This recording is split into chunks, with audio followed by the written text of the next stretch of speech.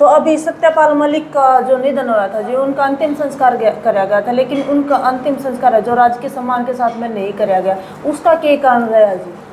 वो तो मर गए, सबने बेरा है, मर गए जी, पता राजकीय सम्मान उन्होंने नहीं कराया, वो किसाना ने कर दिया और कर देंगे हमें बुला के उनका परिवार ने।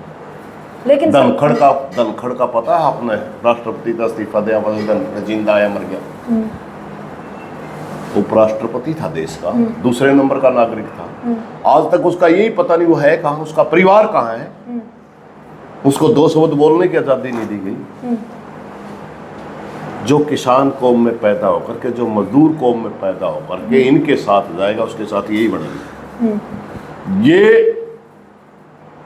दिल से विरोधी है। अगर कोई साथी भारतीय जनता पार्टी में किसान नाम पैदा होता है, पहली बात तो वोट मांग दे इनके, गाली देवे, और अगर कोई गेट भी दे उसका आया नहीं करते, और कोई नेता बैठा तो उसके लिए नहीं करेंगे।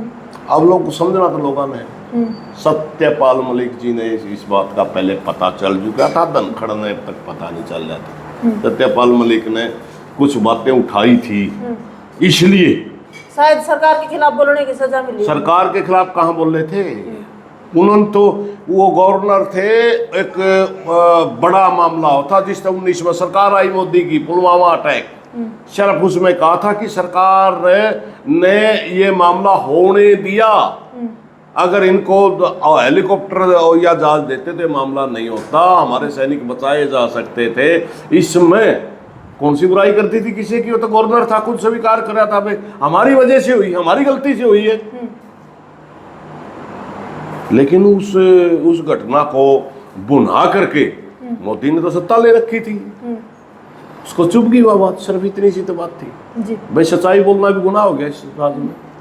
उसने सच्चाई बोली थी, इसलिए उसको तिरंगे का सम्मान नहीं दिया गया। लेकिन हमें कोई उसके भरोसे थोड़े बैठे हैं। सत्यपाल मलिक पूरे हिंदुस्तान के किसानों के दिलों में है और दिल से सलाम करता है जी।